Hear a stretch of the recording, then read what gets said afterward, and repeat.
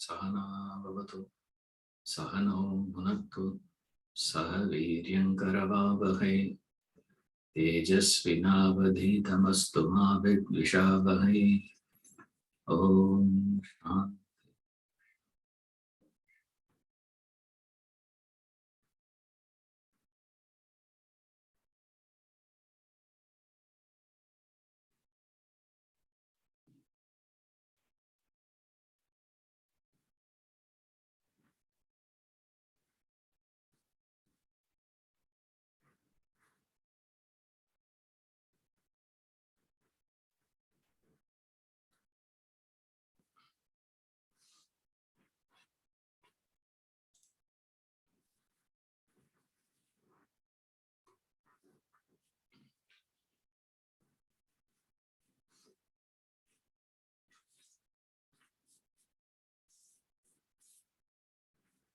Yes, you can read.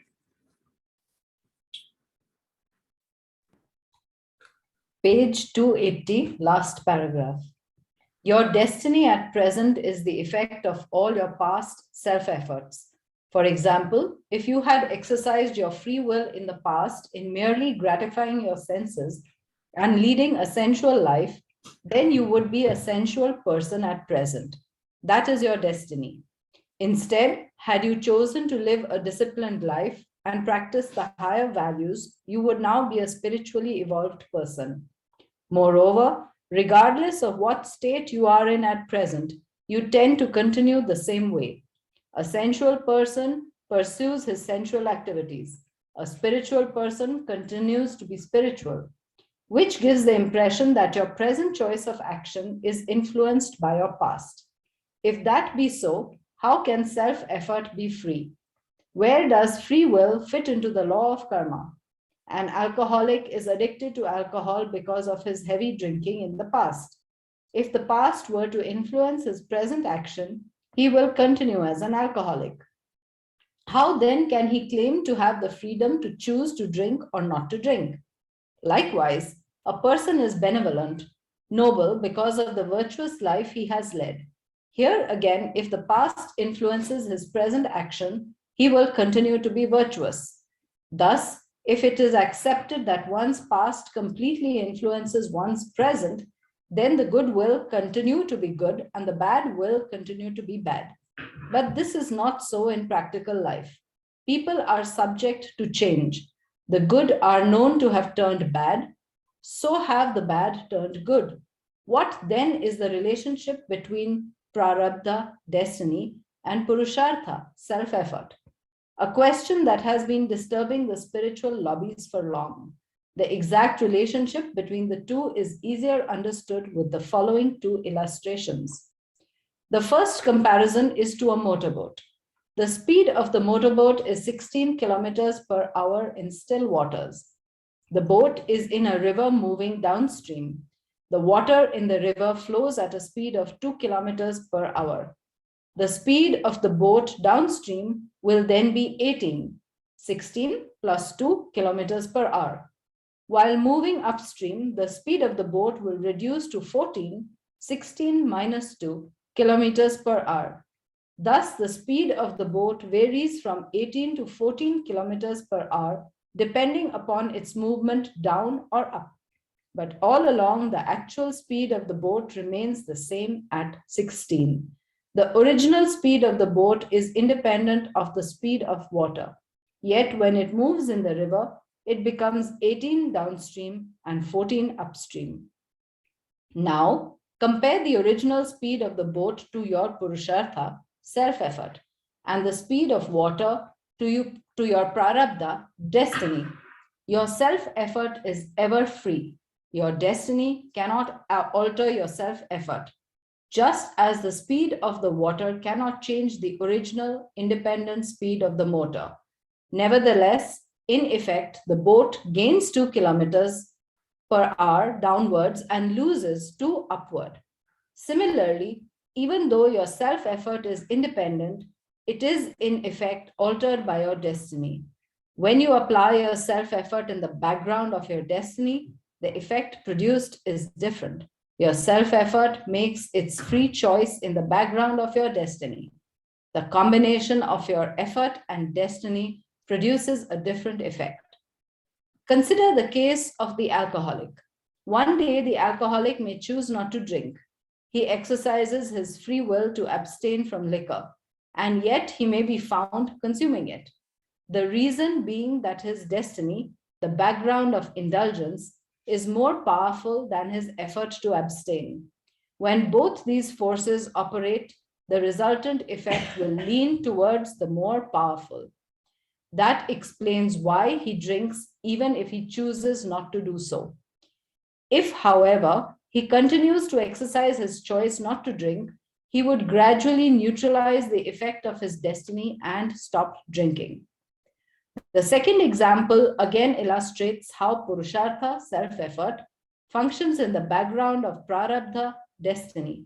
A wall is painted in yellow color. Apply a little blue paint on it. The blue mixes with yellow to turn green. Those who look at the wall do not see blue, they see green. In fact, you are applying blue, but it appears green. Keep applying blue over and over again. The yellow gets neutralized and the color turns blue. The yellow wall has now become blue. The blue paint is free will, your self-effort. The yellow paint on the wall is your destiny. Just as the blue in the hand is free from the yellow on the wall, your self-effort is independent of your destiny. But when you apply your self-effort against your destiny, the effect produced is different. Keep on applying your self-effort in the same direction. In course of time, your destiny changes in the direction set by your effort.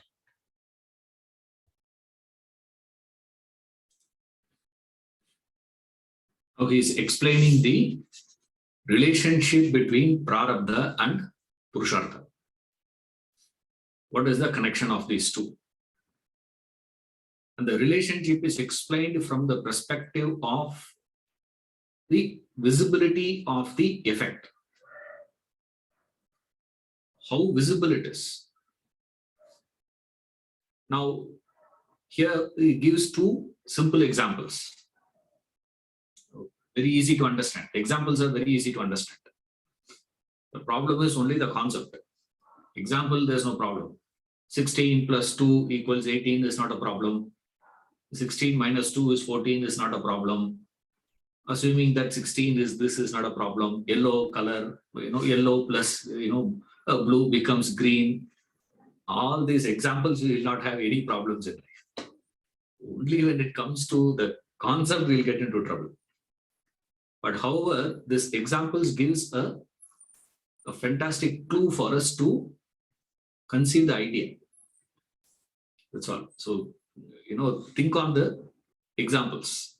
So once you capture the examples, it will be little easier for you to comprehend the idea. This is another way of giving out knowledge called Upamana, comparison. This is one other way, pramanas. One of the ways of gaining knowledge is through Upamana. Upamana means comparison. So here he gives two comparisons. These two examples is given to us to explain two different angles. Right? The first example, what it is giving is your Purushartha functions independent of Prarabdha. That is the first point. The second example, motorboat example, is explaining that the motorboat speed is independent of the river speed, whatever the speed of the river is. And depending on the direction it takes, you see the effect differently. This is the first point. The second example gives us is that sometimes you may be experiencing which is neither Prarabdha nor Purushartha. Totally different. So in life, this becomes a problematic situation for us. One person studied, he passed, he gained. Another person did not study, he failed the exam. It is very easy for us to understand. You see a person who studies so well, he fails the exam. And you see a person who is not studying at all, he passes the exam. Now, how are we going to account which is totally different from both? See, now, how are you going to explain that? Now, in those scenarios only, we suddenly switch over to the third party's involvement. Oh, there is an unknown hand that is playing, we say. Now, he says, no, it is not an unknown hand. It is the very combination. It is the very law of the colors gives you this result. What is the law of colors? When you mix yellow to green, you get blue color. These are the laws of the colors. There is no third party's involvement here. There's only two colors are there. There's no third, color coming into picture. So in life, you may be experiencing a situation where you cannot account for either the person what he has done in the past, nor you are able to account for the effect with reference to what he has done in the present. So in the present and the past, you cannot directly account it. Because if you search inside yellow color, where is blue color, you cannot find. Nor can you search in that green color, where is blue color, you cannot find. But when this yellow and blue mixes, you will get suddenly a blue color which has got nothing to do with yellow, nothing to do with green. It is not part and parcel, because we have seen earlier, every effect has the cause inherent in it. We have studied that earlier. Now he is giving an example through which he says, no, it is not necessarily, because many situations we find in life where you cannot directly see it. It's not visible. So how are we going to account for all those things? Is where we stand here. This is where the whole complex of cause and effect, law of karma, comes into picture. The complexity of law of karma. Remember, when we are discussing law of karma, now we are discussing from the angle of effect. Okay. Now here, when you discuss about the effect, the cause is action. Fruit is the effect. So when we are studying law of karma, we are including consequences also. The effect also. The law of karma includes the cause plus the consequences. So cause, when we are analyzing, we analyzed it earlier as what? Purushartha. What is Purushartha? We said whatever you had thought, your thinking, your motive and your action. All that is included. That's what we saw in the earlier class. And we analyzed taking the case of a butcher. He is doing this action. Now, a person can have any idea behind butchery. You see, what idea he will have, nobody knows. Right? The situation can be such that there is no availability of vegetables. Now, what you will eat? And everyone is not capable of cutting. Even if you, I don't know how many of you have tried, everyone cannot get into the field and cut the crop, Everyone can't do it. If you go in, you will come back full of, cut all over the body. You should know how to cut it. Sugar cane. You enter inside the sugar cane and cut that and come out without, having any bruises in the body means you are a skilled person. It's a skilled action. Everyone cannot do it. in a situation, a person takes that responsibility for the society and says, you people don't worry, I will do that job. The dirty job I will do for you guys. Now we don't have an option. You have to survive only with that, right? In Indian, conditions and all that, when a child is born, you give bath to the child in what? Water, right? In a desert, when a child is born, how they clean the child?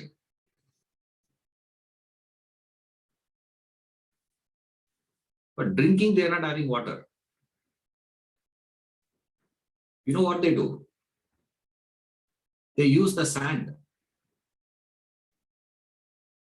A newborn baby is cleaned using the sand there. In that context, remember, it is in that context what thoughts I entertain, what responsibilities I take, defines the cause. Correct. Now, what about the effects? When it comes to the effect, they say there are two types of effects come about. One is referred as drishta bala. Drishta means perceptible, visible. The other one is adrishta bala. Adrishta we think as luck. It's not luck, please. It's a wrong translation. Adrishta means imperceptible. Drishta, perceptible, visible. You add a to it, it becomes non. So it becomes non-perceptible, imperceptible. So the effects were classified into two categories first. One is visible, another one is invisible. Okay. Now, this law of karma deals with what aspect? We saw that earlier. In the cause, what is the weightage? Weightage is given to the awareness, then to the thought, then to the expression, action. Action can be in the form of physical action or it can be verbal also. That is also included in action. Okay, what you speak. Speech is an action. Right, so that also included here. In action, when I say it includes the words that you use plus the actions that you perform, what you do, what you speak and what you do. Those two things included in action. There is a hierarchy. What is hierarchy? Awareness, thought, action. This is at the cause side. Right. The effect side, also there has to be that corresponding, no? Isn't it? We can't say there is nothing corresponding this side, sir. This side is only, here for the action and the effect, for the cause and the effect, also they are classified into three brackets. The first one is a visible one. Why? Action is visible, no? Visible part of the cause has to have the visible part of the effect also. There has to be something corresponding to it at the effect side also. This is visible, this is visible. So what is visible here? Action is visible. Words that you speak is visible. So for which there has to be a visible effect. Visible side, visible side. Is thoughts visible? Thoughts are not visible. Right? Is awareness something visible for others to see? Nobody can see it. It is invisible part of it. Right? When it comes to the effect also, they say there is an invisible part it comes along with the visible effect. Or you can call it as, the other way of putting it across is, one is external, another one is internal. Cause has two aspects to it. One is external and internal. Action is an external part of it.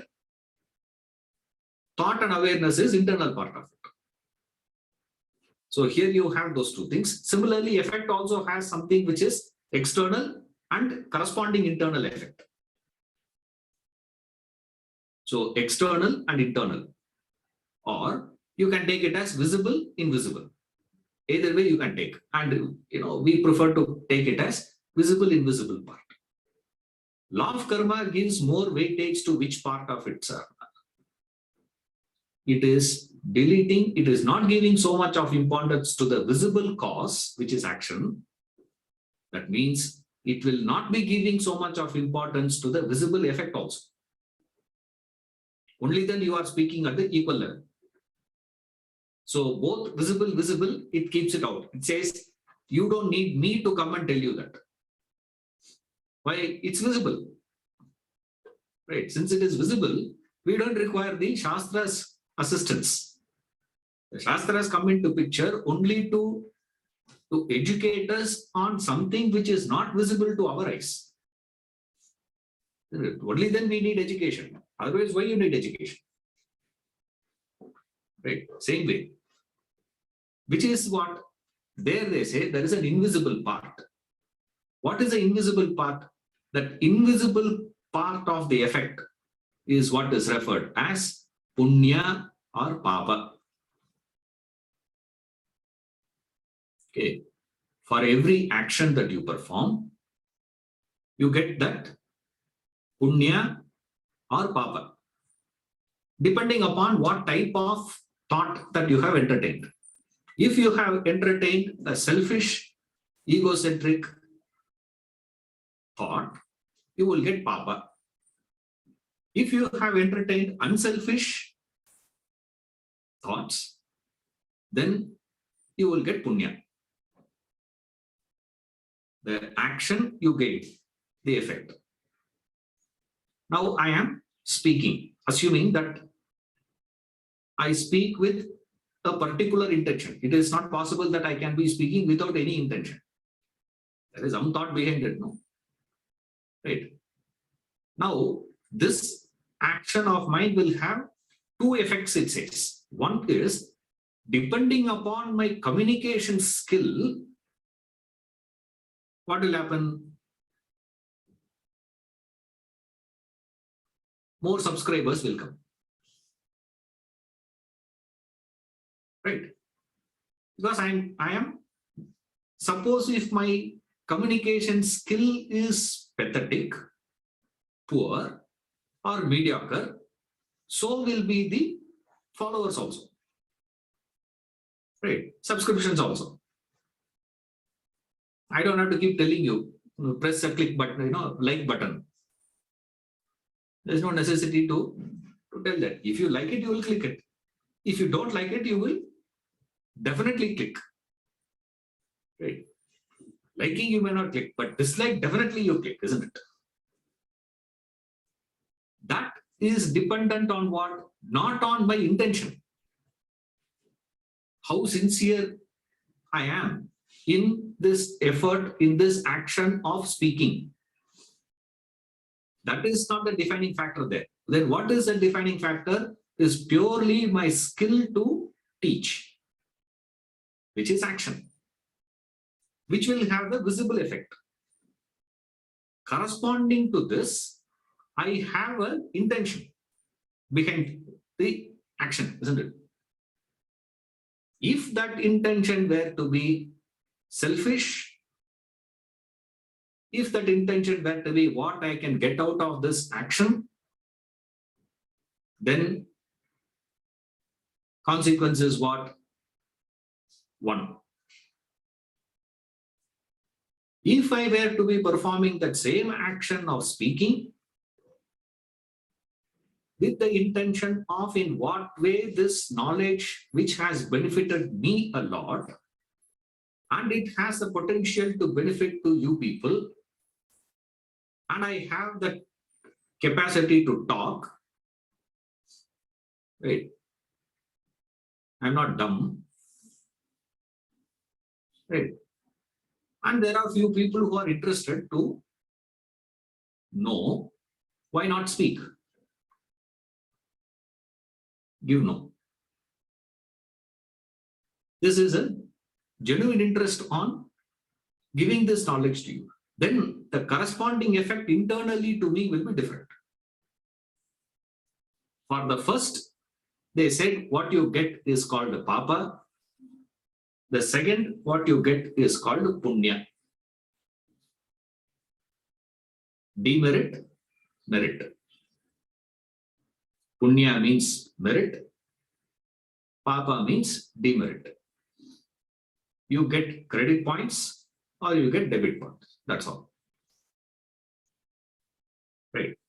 This is the invisible part of it. Now, suppose if you ask me, Ishwaran, can you show me punya paapa? What is my bank balance? Where is the bank balance passbook for punya paapa? No, that's not. Why it cannot be? We started by saying it is invisible. After saying it is invisible, you make it visible to me. No, it is not possible. Then how do you understand that? You cannot understand it directly. It is invisible to a naked eye. Directly you cannot see it, but you can infer that through the effects. It must be that. That's all.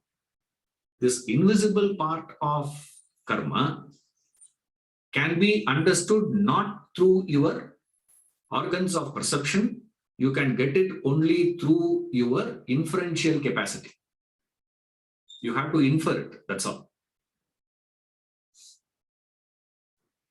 Like how many of you have seen autumn? Anybody has seen autumn? Nobody has seen autumn. Including Rutherford has not seen autumn. Einstein has not seen autumn. Nobody has seen it. But we understand the power in that autumn. How? By seeing the effect of it. From the effect, we understand, we infer the cause, which is autumn. Even though autumn is not visible to us.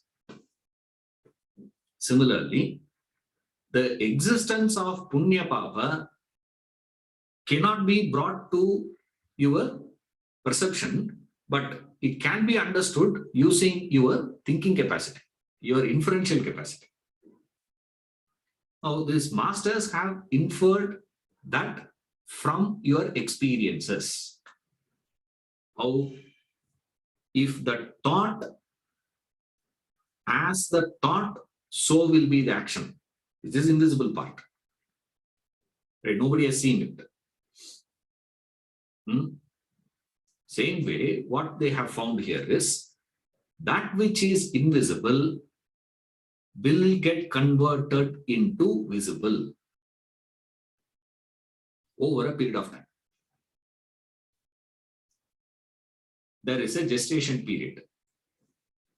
And what is the gestation period? Nobody knows. That we don't know.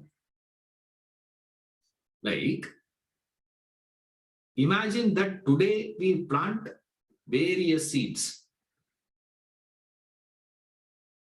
right? Different trees you plant. Now, different seeds gets planted on the same day, but it starts growing. It starts yielding the fruits at a different periods of time. All of them don't give the fruits or the flowers, and all that comes out in that same period. Why? It's all planted on the same day, but the seed that is planted, and when it is in the seed form, you can't see any difference between this and that and that. It all looks very same, unless somebody tells you. Unless someone tells you this is ragi and this is but mustard, you can't make out. See, someone who knows how to tell. Otherwise, you see them together. It looks very similar. We can't distinguish between the two. The same way here. It says you cause those actions, but the effect will not be coming about in the same period. Now, what is visible? The visible thing is what I go through in my life. What experiences I encounter in life. That is visible part. What has created that? How that situations had come about? All that has been the result of your invisible maturing into visible. There we have two things. One set of experiences which are palatable, enjoyable, which we wish to be repeated over and over again. We want that experience to come back again and again and again. Certain experiences we say, I don't want to go through it again. Right? What has caused it? Say, it is that invisible aspect of the karma phala that you have created, which is nothing but punya and paapa, is what is manifesting, maturing into the current. That invisible. And since it can fructify in different periods of time, we have to extract very many corollaries out of it. So many things we will extract out of it. One of the things that we extract is, since it can mature at different periods of time, we cannot say that all that punya, paapa that I have created has been exhausted in this lifetime itself. Okay. If it is not getting exhausted in this lifetime, in this janma, then it necessitates us to postulate a possibility of a future janma. Therefore, we study the next topic, birth and death. Okay. Yeah, that's how the idea leads into it. This is a corollary. Now, when you are studying law of karma, you cannot not study birth and death. You cannot not study reincarnation. Because all that I have created has not matured this same time. And nor can we say all that will get developed in this one janma itself. It is an impossible one. And then there are other aspects. When we go to that theory of reincarnation, I'll explain that part of it. But this is just a projection. Now here, this punya and paapa that we have accrued is classified into different segments. So one, effect has perceptible, imperceptible. The imperceptible is again divided into two, punya and paapa. Now, that punya paapa karma that you have accrued is termed in different words. Right? There are three words. First, you get that. One is called the sanchita karma. Sanchita karma means sanchita punya paapa karma. All that punya paapa karma put together, developed by me, is sanchita. Sanchita means total. Now, all that punya paapa karma that I have accumulated doesn't mature. That's what we saw just now. All seeds don't mushroom start yielding results, the same period. Whatever has started to mature and started to yield results right now is classified in a different category.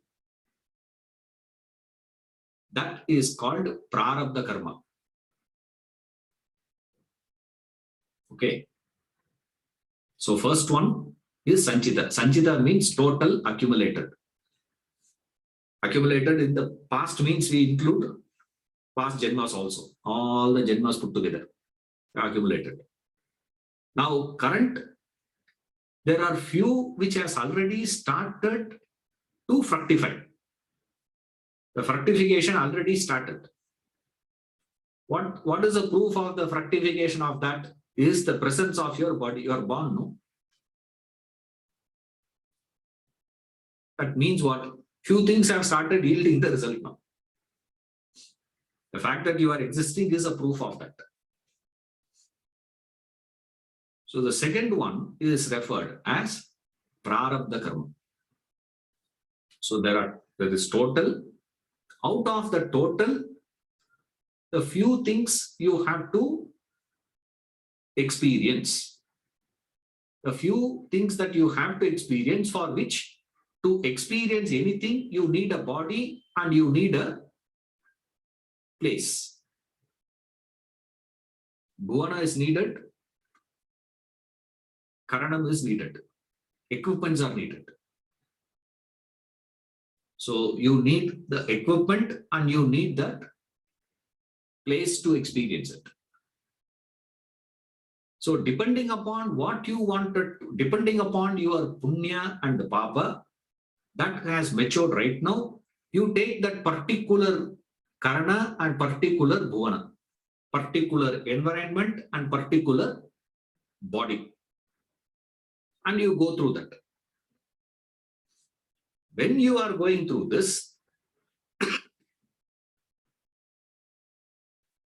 if that particular karana were to be of a human,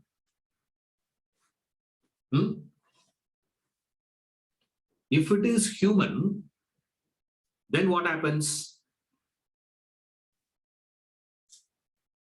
As you are exhausting or you are experiencing your prarabdha, there is a parallel faculty called Purushartha comes into access.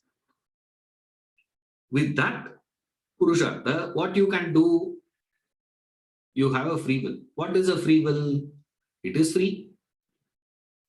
Free means what?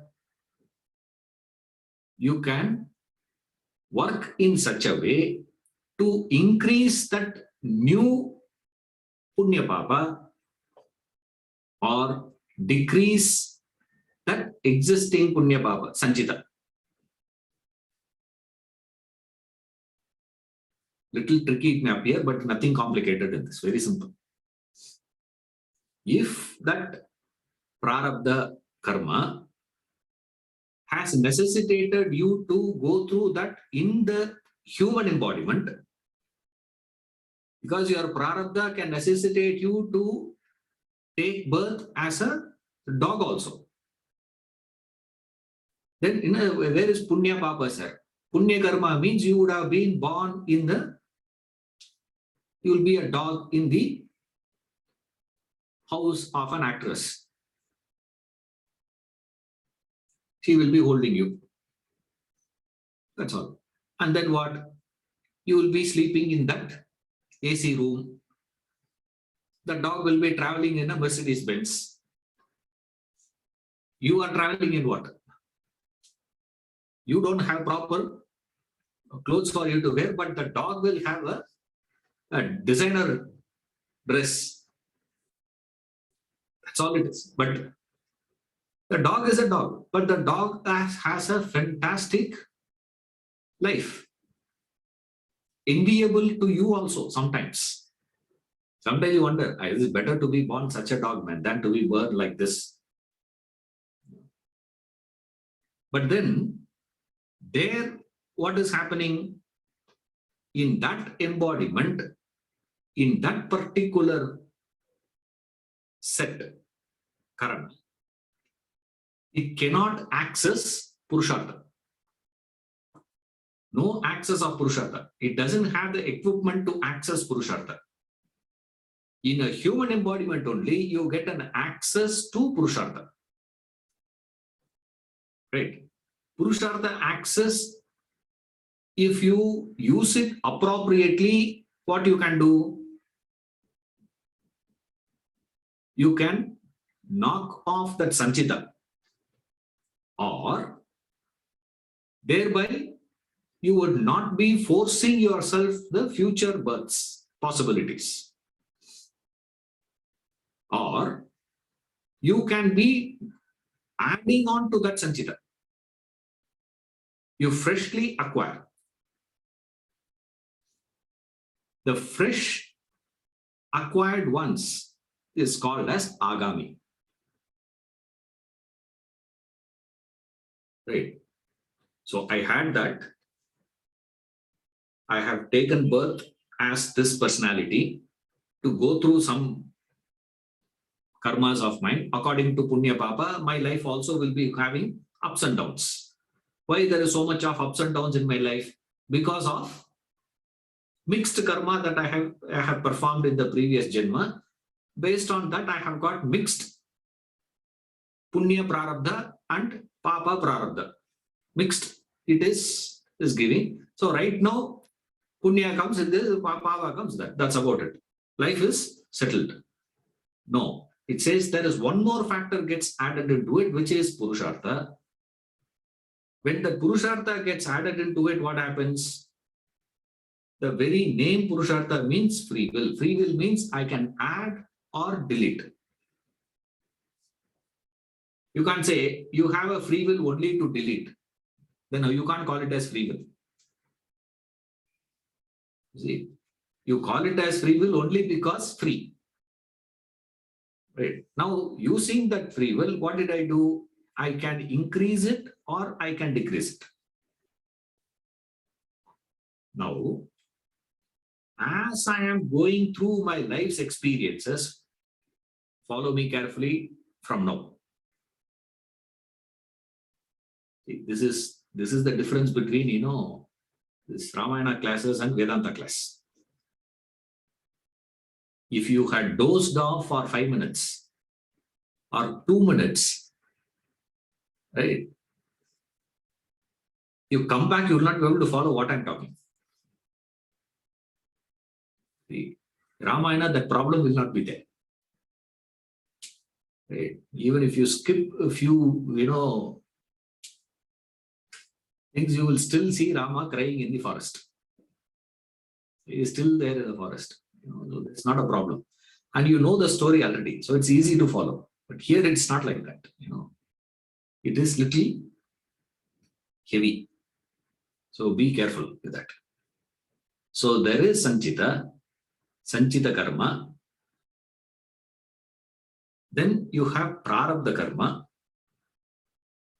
which is matured. Sanchita karma, total accumulated. Prarabdha karma, matured. And agami is what you have added right now, freshly added. Through your willful action, freshly acquired punya paapa is called this. How you are able to do that is because of the presence of Purushartha, and the wrong usage of Purushartha will push you into agami, creation of agami. Right. Now, when you are experiencing in life, this is where problems will start. When I am going through a particular experience, how am I to ensure that, how am I to know whether it is prarabdha karma that is forcing me to go through this experience, or it is the agami karma which is forcing me to go through the experience? You will never know. It will be working together. So as you are experiencing right now, as you are exhausting your prarabdha karma, you can create fresh karma. The fresh created karma instantly becomes two possibilities. Again, possibility one, the freshly created agami karma experienced and exhausted right now, or not experienced in this Janma. Then what will happen to that agami? That will go and join to sanchita. Now we understand how sanchita got accumulated. How sanchita deposits are getting bigger and bigger and bigger. That lot is growing. How that is growing? Sanchita grows by you performing actions in such a way, you develop punya. See, remember here, karma means including punya, paapa. Okay, don't take it as only paapa, please. Right? You can be accruing fresh punya also. If you are accruing fresh punya, what will happen? That punya karma will go in. If you can exhaust it and experience it in this Janma itself, you finish it. Sometimes you may not be able to, for whatever reason. We are not going into the reason for that. For whatever reason, we are not able to, let's say. Then what will happen to that? You can say it will disappear. Now, disappearance is not possible in nature. It is only converting. So what happens?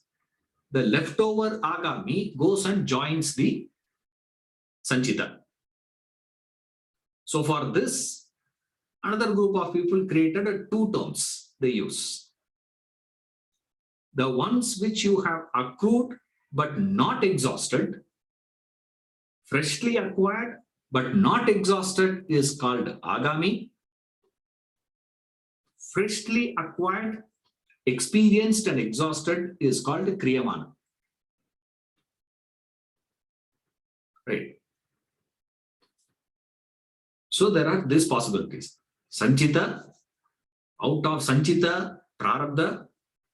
As you are experiencing prarabdha, in human form you have purushartha. If you, by using that purushartha, you may acquire fresh. The fresh one can be either kriyamana, which can be experienced and exhausted in this Janma itself, so that it doesn't get added on to that sanchita, or you cannot exhaust it, experience it in this Janma, therefore it gets added to your sanchita. Thereby, next Janma when you have to take, again we have to go for that lottery. Out of that lot, whichever is going to be coming out, depending on that will be next Janma for you. There's no guarantee we have. Next Janma will be human Janma. Right? You can say, I died, therefore next Janma I will be born as a human. Not necessarily. Right? That's why we have in this Puranas, they give stories of people like Jadabharata. He was a great Rishi. But when he passed away, next Janma for him was what? He was born as a deer. Why? Because he was thinking of the deer all his lifetime. And he created that fresh agami got created. Then what happened? People think, the last thought here. No, it's not that he had a last thought. After he got introduced to the deer, from then on, he forgot Vishnu, he forgot Tapas, he forgot Brahman, he forgot I am Atma, Brahma, Tattvamasi, Upanishads, all that is kept aside. Only thought is what? What happens to the deer? What happened to the deer? What happened to the deer? He went on and on and on, and creating a fresh one, which he could not experience and exhaust in that lifetime. So what he has to do? Next Janma, he was taking birth as this. So be careful, all of you who have pets in the house. Right? Don't go on doting on that. That's what it means. I'm not saying, please. Okay, I'm only quoting what the Shastras have told us. They have given an example of this man. Like you get a pet into your house, what happens after that? Going on talking only to that. And it's very interesting. People have a conversation with dogs, Lizard. If you can have a conversation with the dog, why can't you have a conversation with the lizard? Put a lizard and have a conversation. Cockroach. Have a conversation with cockroach. What will happen next Janma? Next Janma, you will be a cockroach. That's all. You have to be born as a cockroach. Say, ew. And everyone will look at you and say, ew. Be careful. Not necessarily all that freshly acquired be experienced and exhausted in this Janma itself. Not necessarily. In your house, you go to the grocery shop, right, to buy. When you go there, what do you do? When you went there, you did not have any thought of, you wanted to buy something, you went there. When you went there, you saw some other item. You pick it up. Metro, when you go, that's why in all these places, shops now are becoming bigger. They keep Costco and this one, all that you go, Big Bazaar, and all those places you go, they have rows and rows of it they keep. Why? You look into all those things and then pick up. So when you go and keep on seeing things, what happens to you? You had a list. It is not that all your lifetime you needed only that particular list. All that you need entire lifetime were to be sanchita. Your prarabdha karma is what? The list that you are having in your hand to pick up. You go to the shop. As you are picking up this, suddenly you see something else and pick that also. And so interestingly, as you are going about walking, you get so tired, you buy one, drink there and drink it.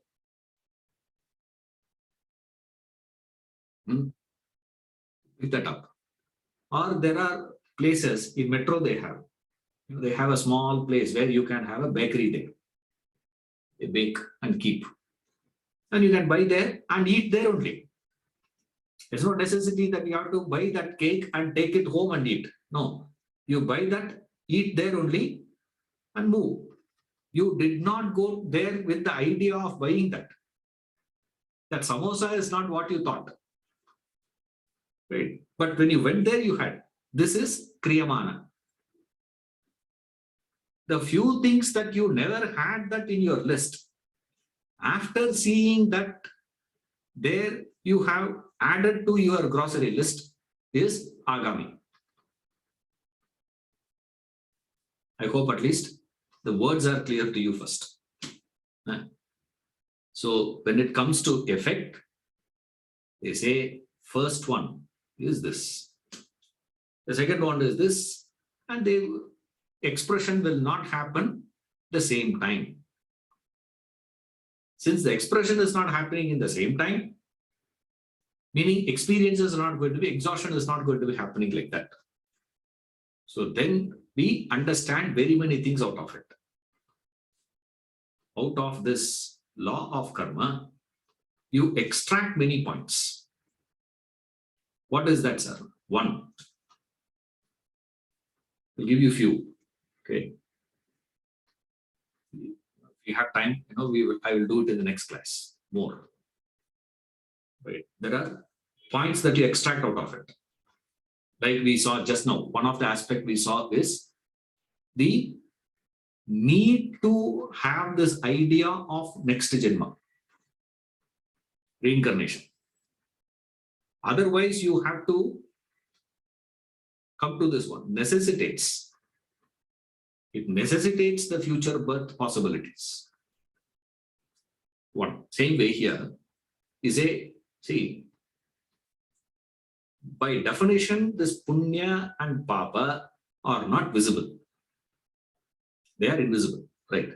One aspect of it is that the punya paapa is an invisible part of the effect, which over a period of time will mature and become a visible part of it from what you are going to experience, what you are going to encounter. Downstream or upstream. Downstream, punya. Upstream, paapa. That's all. That's what he means. Right. Now, what is downstream? Downstream, it is going along with that. That's where we find few people, their life is, everything comes up exactly at the time that they require. Right. And don't go immediately say, sir, I went to the bus stop. I go there, bus is standing after Vedanta class. Therefore, God is with me. It's a paityam. It's called madness. Don't stretch all this, these happy coincidences, you read too much out of it. Don't do that, please. Don't do such mistakes. Extract carefully. The ideas you need to extract. You say, first one is it is invisible. If it is invisible, what is the meaning of that? You do not know what is your prarabdha karma until that fructifies into experience.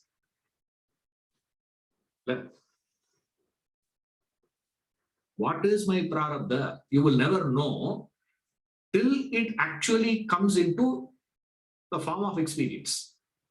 Till it gets converted into visible, you will never know. Why? By itself, you would not know. By the effect only you can know that, you say. And since it is invisible, it goes to prove one thing. What is it? Anything that is invisible is unknown, and anything that is unknown cannot be dealt with. Can you deal with it? What can I do with prarabdha vasa? Karma, sir. Prarabdha karma can we deal with? Not possible. Why not possible? Because I will never know what is it till it actually manifests. Manifestation of that prarabdha karma is what?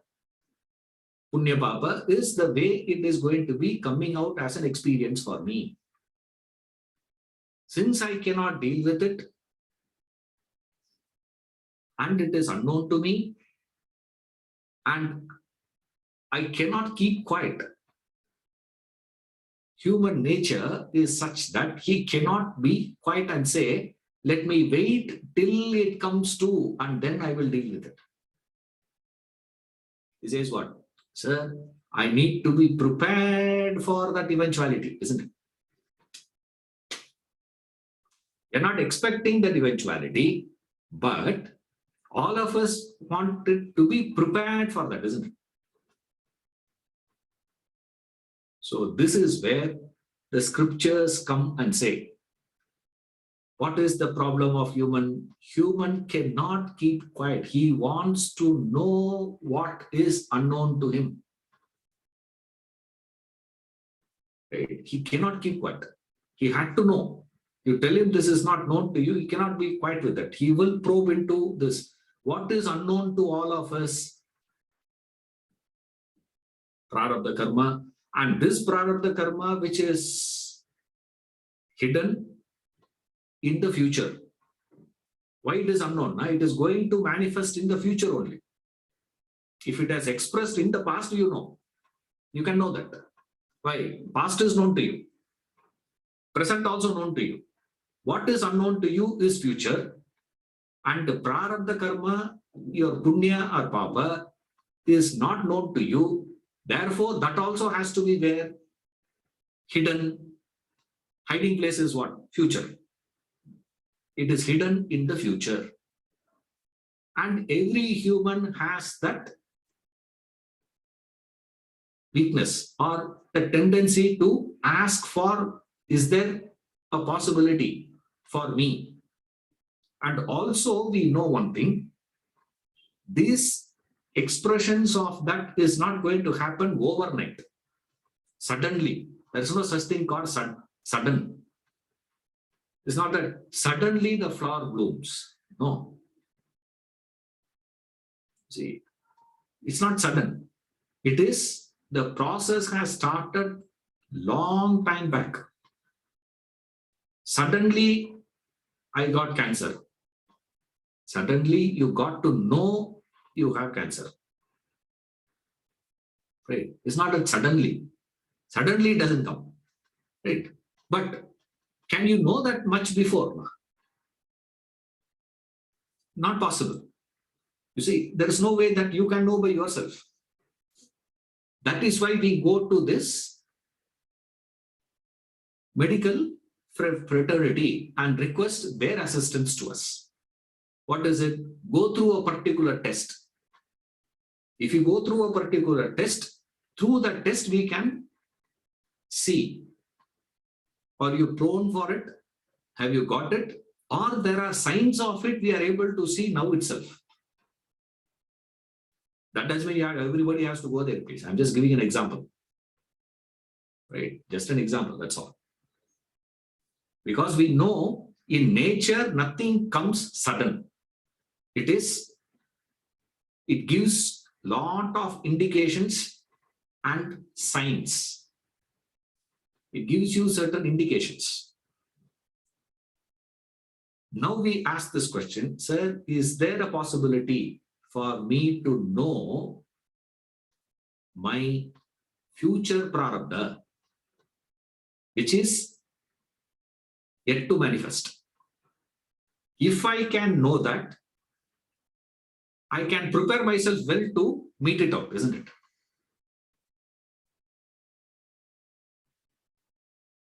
And the Shastra said, yes, possible. That is the Jyotisha Shastra. You see, this is the base. The foundation for that is this. Base is this. The reasoning is this. We extract out of it. You see, these ideas, what Vedanta gives, what Upanishads are teaching, out of which only you have this subject, Jyotisha. Jyotisha is considered to be the one of the Veda Angas. This is the part of the Vedic study. It is part of it. That's not the Veda, but it is ancillary. Like main and ancillary we have like that. When you're studying the Vedas, you have to study this also. There are 6 things they say. In that, one subject studied there is called Jyotisha, and it is so interesting how they named it and which part is given to it.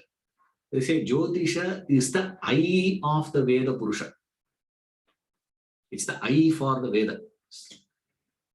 What is that? With eyes, what you do?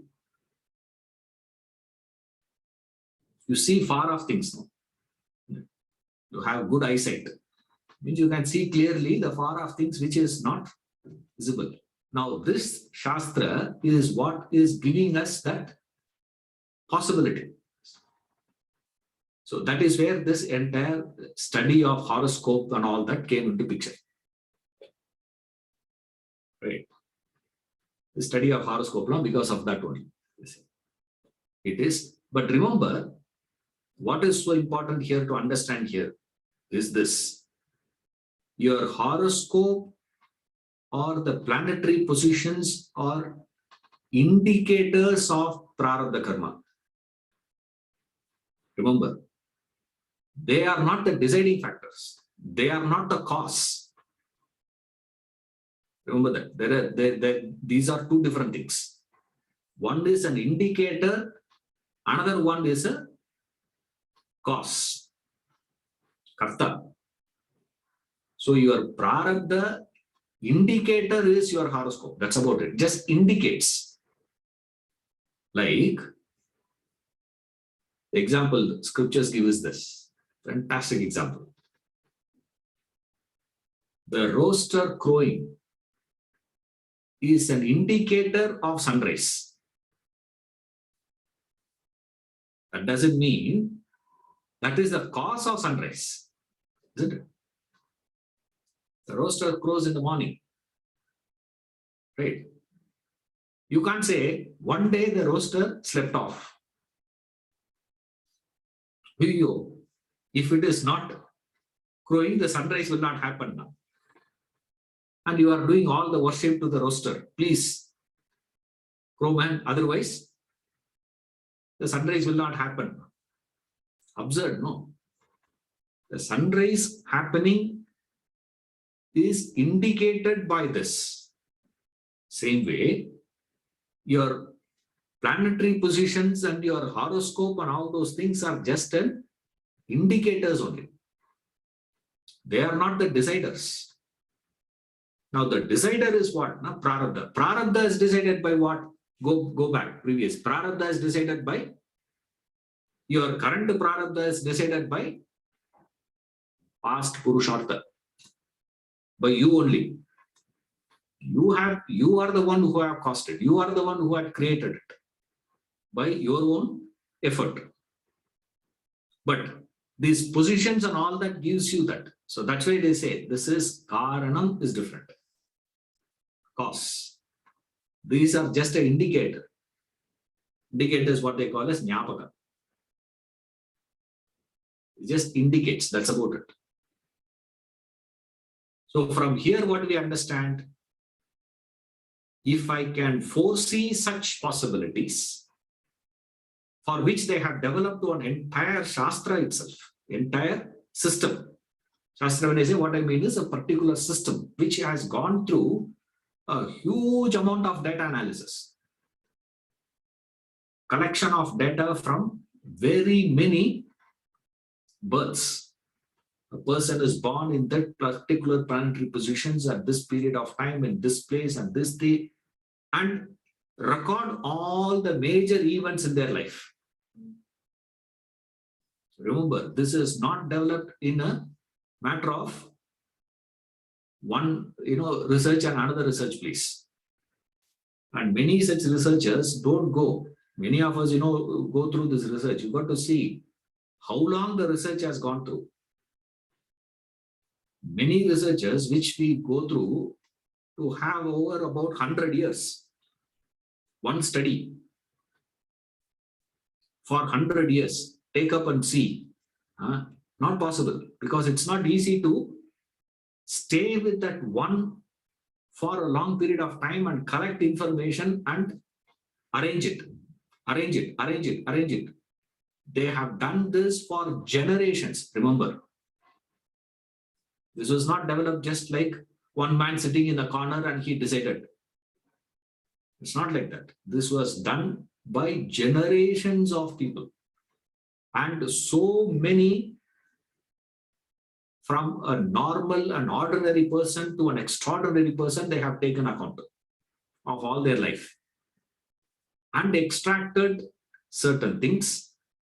And out of the data of the major events that has happened, they have generalized few points. Those generalizations that is being derived out of it, out of the study, is the Shastra that we are having today. Right? So it's not that it's just a fantasy idea, please. It is a study. It is a field of research. But what is a mistake we make here is this. The mistake is we think the horoscope is deciding. No, horoscope is not the cause. It is not the decision. That's what people do now.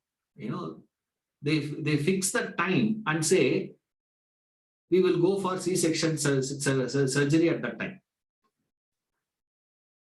See, it has gone to this extent now. The madness has gone to the extent where they go to the doctors and they think they can fool nature. Why? Imagine all that you imagine that it's all dependent on the planetary positions his life is going to be. I want my child to be a great scholar. That scholar will be born at this period of time. So immediately the person makes a calculation. What is the calculation? Oh. And the doctor says, it is only 8 months now. He says, doesn't matter. Put him in, incubator is there. Put a child in that. But I want him to be. Now nothing will happen, remember. Because we have started assuming the indicative factors to be the causative factor. Remember, we are not even including this as a contributory factor. Mark my words carefully. Cause, contribution, indication. Right? Indications has got nothing to do with this. At least a contributory factor has some say in the matter. Right? This is just an indicator. That's all. So don't read beyond that. Now the mistake people have made is this, and without understanding the backdrop of it, we have one group of people blindly following it, another group of people simply dismissing it without even understanding the context of it. Now, using this, what is the value? Okay, now with this horoscope, what has happened? I have read a possibility of certain Prarabdha karma's manifestation possibilities because of this. Now, as a person who I am today, I have that Purushartha with me. Right? Using this Purushartha, I have the capacity to create what now? See, Prarabdha karma, nothing can be done. Sanchita is kept aside. Now, I have that potential in me to create that agaami. I can create a particular agami contrary to this projected Prarabdha karma. The chances of that cancelling, chances of that nullifying, chances of that reducing the impact is there or not.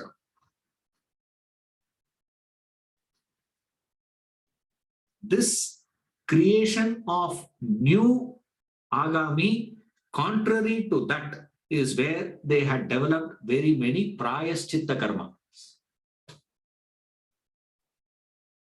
Right? Rectification. Prayaschitta simply you cannot say, do this, do that. You can't do that. It is dependent on that. It's like contrary, It's like missile interrupting gadgets we have now. What is that? See, that will not go and attack. But what this does is, whatever missile that is being thrown, it can recognize that and go and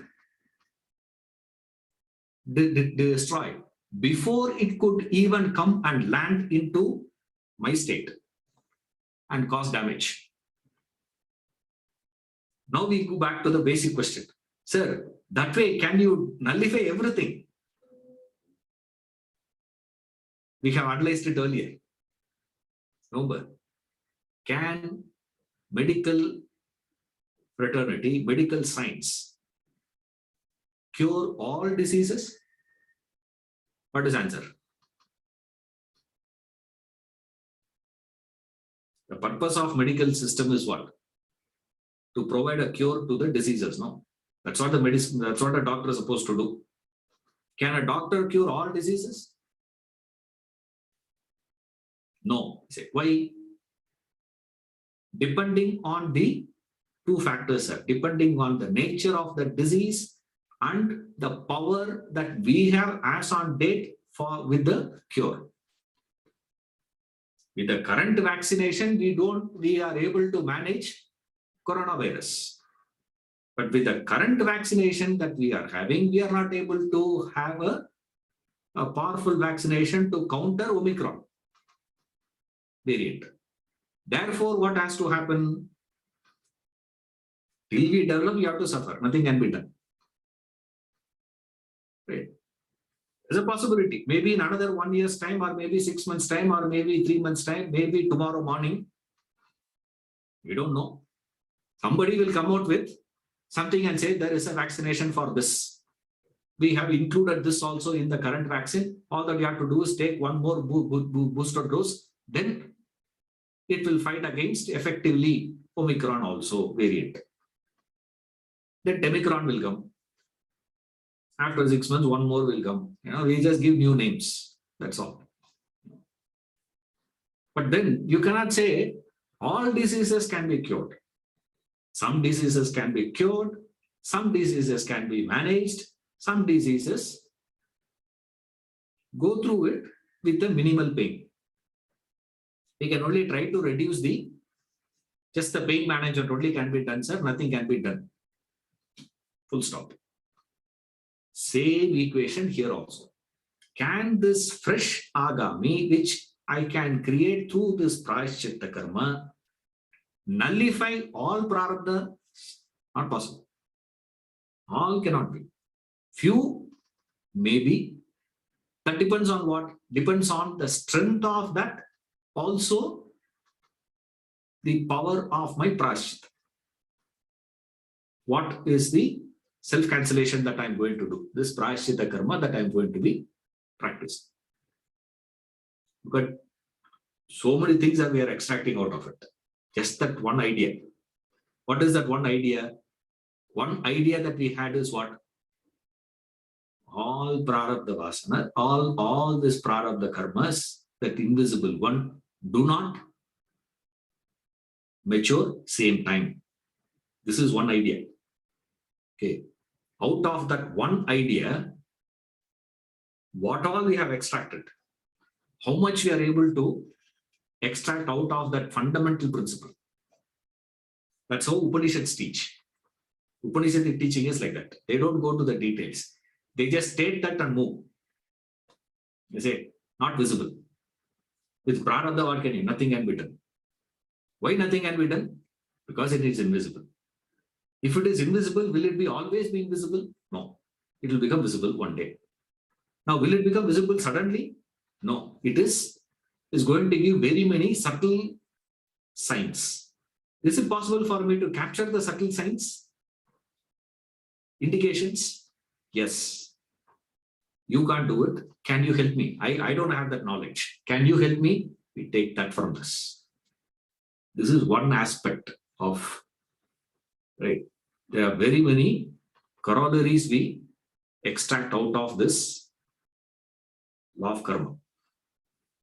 Right? We'll see if there is anything more in the next class. Thank you.